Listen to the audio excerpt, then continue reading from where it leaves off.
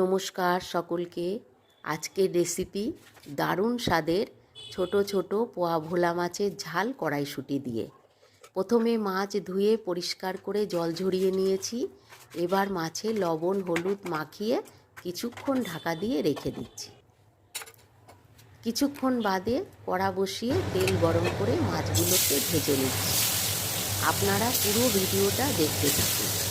দারুণ স্বাদের রেসিপি রান্না করছি।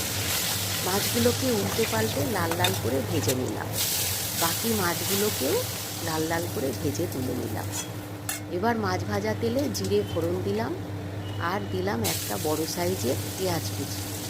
পেঁয়াজটাকে আমি সোনালি করে ভেজে নিই। পেঁয়াজটা ভাজা হয়ে গেছে। এবার আমি হাফ চামচ রসুন বাটা, হাফ চামচ আদা বাটা ভালো করে পেঁয়াজ আর তেলের সাথে ভেজে নিলাম, যেন কোনো কাঁচা গন্ধ না থাকে। এবার দিলাম 4টে কাঁচা লঙ্কা চেরা, সেটাকেও ভেজে নিলাম। এবার দিলাম লঙ্কার গুঁড়ো, জিরের গুঁড়ো, হলুদ গুঁড়ো, ধনের গুঁড়ো, অল্প জল দিয়ে নাড়াচাড়া করে ভাজা করে নিলাম। এবার আমি একটা বড় সাইজের টমেটো কুচি দিলাম আর দিলাম পরিমাণ মতন লবণ।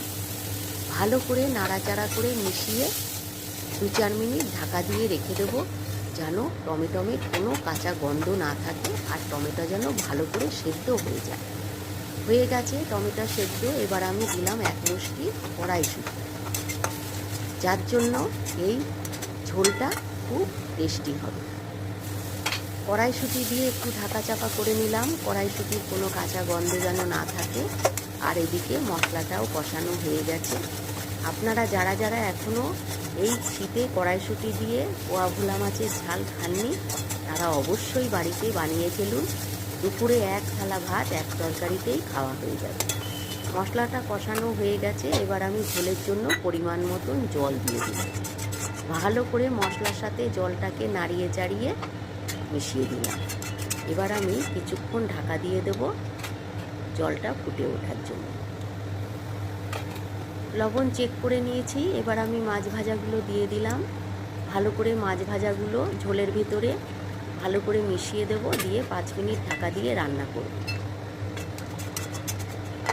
আপনারা দয়া করে পুরো ভিডিওটা দেখবেন, ভালো লাগলে একটা লাইক দেবেন, রান্নাটা শেয়ার করবেন আর চ্যানেলটা সাবস্ক্রাইব করবেন।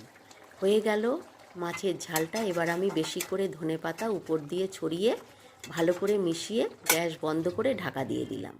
5 মিনিট বাদে আপনাদের নামিয়ে দেখালাম। হয়ে গেছে পোয়া ভোলা মাছের ঝালটা।